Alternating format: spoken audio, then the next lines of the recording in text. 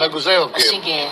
Kung sakaling iba yung ginagawa niya, since I am number 2, nasabi ko na lahat, eh hindi niya, ayaw niya sumunod, I'll keep my mouth shut because yun ang aking tungkulin. Hindi para hiyain ang Pangulo. Kaya ako sinasabing si Leni, hindi ako bilib sa kanya dahil naging Vice President siya ni Duterte. From the very start, day one, minumura na niya, minamaliit na niya yung Pangulo. Anong ginawa ng Pangulo? Minaliit din siya, inaaway din siya, iniinsulto siya. From the very beginning, nag-aaway sila. Ako naging number 2 ako. When I ran in Manila, I was vice mayor. And I was vice to a man na mahirap din pakisamahan. Parang Duterte yun. Yun ang nag-invento ng EJK. Ang tawag namin dyan, salvaging. Pinapatay na lang yung mga bata sa mga communities pag suspetsang drug pusher o drug user. And I cannot agree with that. I will never agree to extrajudicial killing. But I did not embarrass him. I did not accuse him in public of wrongdoing. I asked for a meeting. Kailangan mag-meeting tayo. Meron tayo pag-usapang importante. Priority 1 to. When I told him, sabi ko, Mr. Mayor, what you're doing is not acceptable to me. I want you to reconsider that. Dahil pag hindi nagbago ang direksyon ng pulis, akong babangga sa inyo. I don't want that to happen. I really hope and pray na magbago ka ng prinsipyo mo. Sa kanya kasi yung solusyon sa droga, ito solusyon ni President Duterte, patayin lahat dyan. Hindi magsasaksi So dyan. did he listen to you? He listened to me. Okay. Kaya I'm talking from experience. That's part of my 50-year experience. My mayor slowly shifted to a pro-life stance. So much so that Cardinal Sin called him the pro-life mayor of the world. So much so that President Aquino believed in him so much. Sabi niya, itong gusto kong mayor, talagang naniniwala sa halaga ng buhay. Gusto ko sabihin, ha?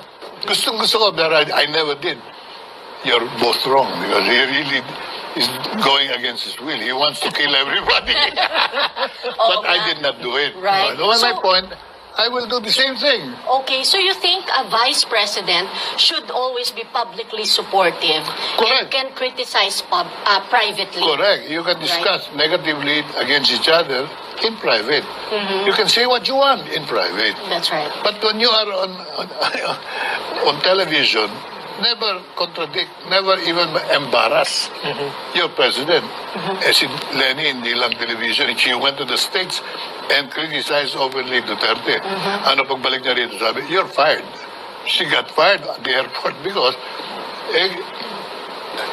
ayaw mo pala sa akin. Pinipintosan mo ko. You cannot be in my cabinet. Tama naman. She was social welfare administrator at That's the right, time. oo. And she was given a post, drug czar. O sige, ikaw na ang magpatupad ng drug campaign natin. The first thing she did was to denounce the killings and all the itong policy ni Duterte ito, hindi ko susundin to. Oh, she got removed after about 5 days, I think. Yeah. That's my point. Pag yung magulang, nag-aaway sa harap ng mga anak, maghihirap dyan ang buong pamilya. Yan ang nangyari sa ating kay Leni. Kaya, now that she's running for president, I feel she did not do her job properly. And I will not be a Leni Robredo. Okay. So Pero that's kung makikita for sure. natin, dating nasa Liberal Party pa rin ho ba kayo? Hindi na na. Atienza wing? Hindi na. Nasa Wala nang wing-wing. Abiyag prom din na. Wala nang Matagal wing-wing. na yun. Alam mo, Actually, the sige. moment Pinoy became president, he belonged to that other side. Rilon, Abad, Rojas, Pinoy. Nung nanalo siya presidente, ako na mismo nagsabi sa mga kasama ko. Wala nang ano. Wala nang wala nang wing. Lahat kayo, sumama na kayo kay Pinoy. Ikaw, ako hindi ako sasama dyan. Sabi ko, Dahil? fundamental yung aming diferensya. I did not join him. I remained independent, and that's the reason why I gave my full time in Buhay Party List because hindi na ako liberal. But I'm very proud. My family is one of the founders of the Liberal Party. It was founded in Manila in 1946. So historically, my roots are connected with the Liberal Party. The real Liberal Party. Hindi ito Liberal Party ngayon ito. Naku, Diyos ko. Diyos ko. Yun din ang masasabi mo ngayon, ha, Kong L.A. Diyos ko. Actually, now, moving to that, ngayon po nakikita natin multi-party system tayo. At hindi lang multi-party, ang dami pa nanganganak ng nanganak. So now we have the spectacle of so many political parties now in the field. Ano po bang masasabi ninyo? And this should be the way? This is not what we fought for. This is not democracy. It is democracy. Democracy. Democracy. That's true. So, Dahil talagang hindi ito ang pinaglaban natin demokrasya. Yung nakikita natin ngayon is an aberration, abnormality of the democratic principles. So, Yung multi-party is a no party. Kung sino-sino na lang ang may partido ngayon. Pero meron bang organization yan? Meron bang genuine grassroots? Wala. Mga pangalan lang yan. 4 na partido, sinusuportahan si ganon. 4 na partido, 4 na tao lang yan. nice. So, what do you Baka 4 na jeep naman. Baka. depende sa jeep kung ilan yung Basta pwedeng 4 na tao isakay. lang. Oo nga naman. Pero, sige. Kasi nabanggit ni Kong Lito kanina, na sabi niya, itong housing, kapag meron tayong housing for the poor, okay na yan. Kapag na-address natin ng corruption, okay na yan.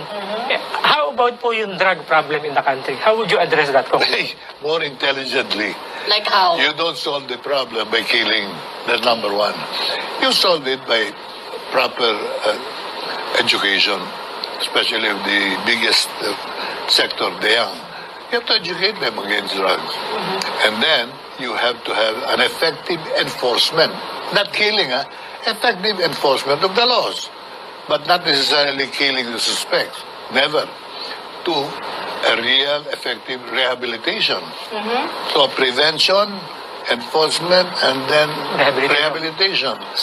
Doon lang tayo magkakaroon ng tunay na solusyon. Actually, Kong L.A., ang gusto kong itanong sa'yo, when you were Manila Mayor for all 3 terms, no?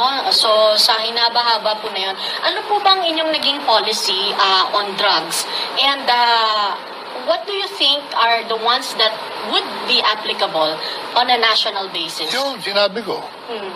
Effective po ba dito sa education. ngayon? Oh yes, definitely. Because nung panahon ko, napaliit ko yung drug problem. Okay. And I told the police, you kill anyone by salvaging them, I will personally prosecute you. Akala ko sasabihin mo, I'll personally kill you. You don't kill. You don't kill. Kala ko sabihin niya, I will take personal responsibility and protect you. No, I really did. Yes. So the Yung police- sa rehabilitation po, what were your programs back then that could probably be applicable on a a national real rehabilitation program. Hindi yung Which is? superficial. Yung ginawa ninyo talaga dito sa Manila. Yes. We developed mga rehab centers. It functioned, several of them. And yung mga drug victims, I even call them victims, not drug pusher. Yung mga nasangkot, tinulungan namin makarecover. Okay, so Kong L.A., yung pong sinasabi po natin, yung tungkol sa droga, no? Kayo po, dung sa term ninyo as Manila Mayor, for a good 9 years, di ba? Ano po yung inyong mga policies na naging successful dito sa droga? Sabi nyo hanggang sa rehabilitation. And what could be applicable on a national scale? What we did, I believe, would easily be applicable to the national level. Tell us about Wala namang ibang elemento kami ginamit eh. Rehab center, a genuine program for rehabilitation, and including spiritual rejuvenation. Yes. Kasi yung mga drug victims, madalas yan, marami sa kanila, pati yung kanilang spiritual well-being, apektado na rin. Nawalay sa Diyos. Kaya nakipag-ugnayan ako sa mga lahat ng religious organizations who have anti-drug programs and rehabilitation program, and I gave them access to the different rehab centers para bigyan nila ng spiritual direction and dimension yung mga drug addicts na binibigyan namin ng tulong.